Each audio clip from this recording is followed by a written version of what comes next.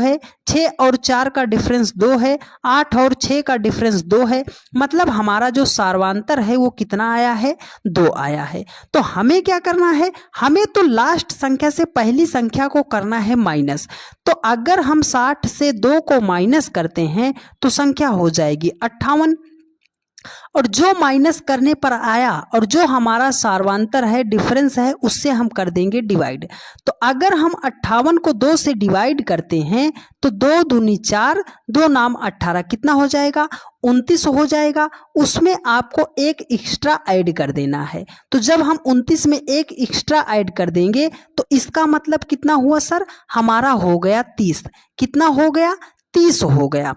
अब हमें जो योगफल निकालना है, हम क्या करते हैं, पहली संख्या और लास्ट संख्या को जोड़ते हैं।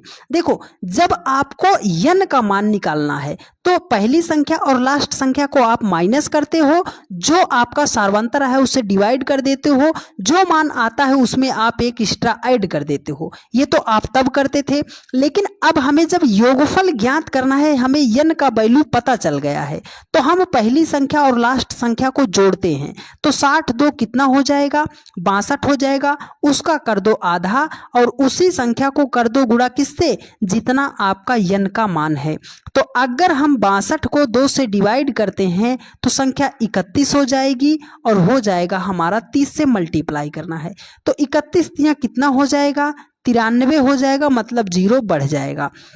तो 31 को जब हम 30 से मल्टीप्लाई करते हैं तो 930 हो जाएगा। 930 ऑप्शन डी में दिया गया है और यही आपका राइट आंसर हो जाएगा। उम्मीद करते हैं मेरे हर एक भाई बहन ने बहुत ही शिद्दत से सवालों को सीखने का प्रयास किया होगा। तो जो मेथड बता रहे हैं डियर फ्रेंड्स, बहुत ही बेस्ट मेथड है।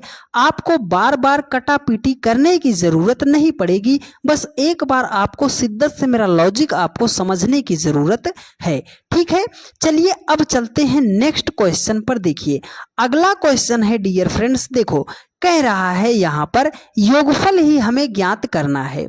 योगफल ज्ञात करना है, संख्या है 36, 42, 48, 54, कहाँ तक गई है, 96 तक गई है। तो हमने क्या बताया, हमें तो n का मान निकालना है। क्या करना है, n का हमें मान निकालना है। तो हम n का मान निकालने के लिए सबसे पहले सार्वांतर चेक कर लेते हैं।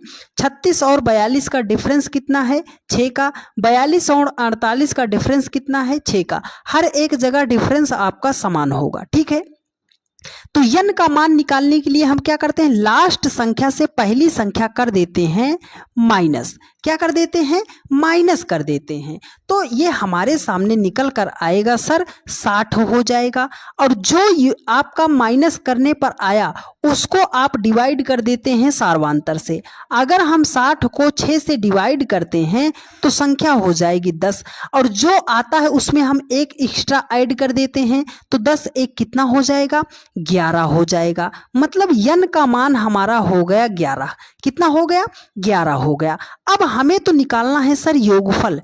तो योगफल निकालने के लिए हमने क्या बताया, पहली संख्या और लास्ट संख्या को आप जोड़कर आधा कर दो, और उसको जो आपका n है कुल पद की संख्या आपने निकाला है उससे आपको करना है मल्टीप्लाई।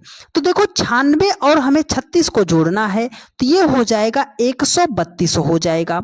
अब इसको कर देंगे आधा, और जितना हमारा n की संख्या है उससे हम कर देंगे मल्टीप्लाई। तो अगर हम 132 को डिवाइड करते हैं तो ये हो जाएगा हमारा 66, और उसको करते हैं 11 से मल्टीप्लाई। तो अगर हम 66 को 11 से मल्टीप्लाई करते हैं तो हो जाएगा हमारा 726 हो जाएगा। 726 ऑप्शन सी में दिया गया है और यही आपका राइट आंसर हो जाएगा।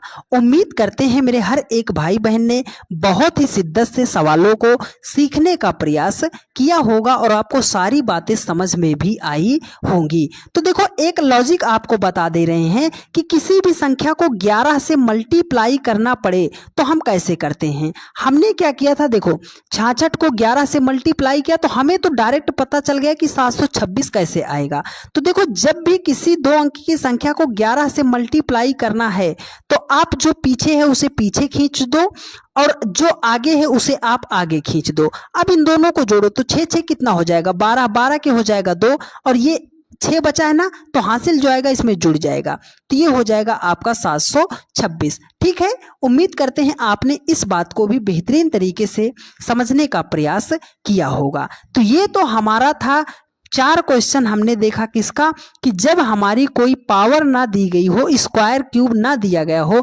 सिंपल सी संख्याएं दी गई हैं, तो उसको हम कैसे ऐड करते हैं। बेस्ट मेथड आपको सिखाया है और उम्मीद करते हैं कि आपको ये सारी बातें समझ में भी आई होंगी।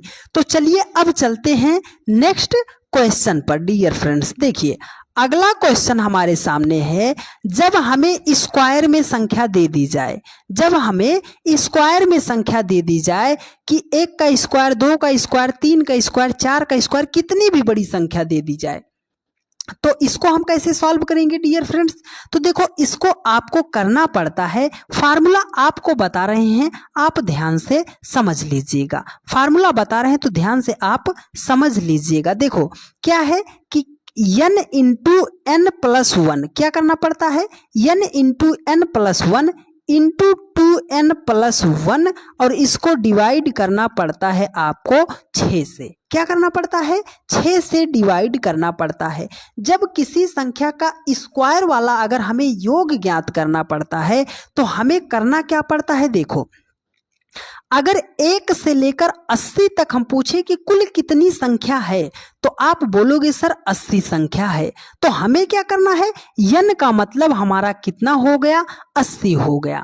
तो अगर n के स्थान पर देखो हम 80 को लिख रहे हैं, तो 80 के बाद एक संख्या जोड़ो 81, 81 के बाद 81 को क्या करना है, 2 से गुणा, तो 80 दूना 160, 80 को ही गुणा करना, 81 को नहीं, 80 दूना 160 और उसमें 1 जोड़ोगे तो हो जाएगा 161 और इस पूरे को डिवाइड करना है आपको 6 से डिवाइड करना है। क्या करना है, 6 से करना है डिवाइड।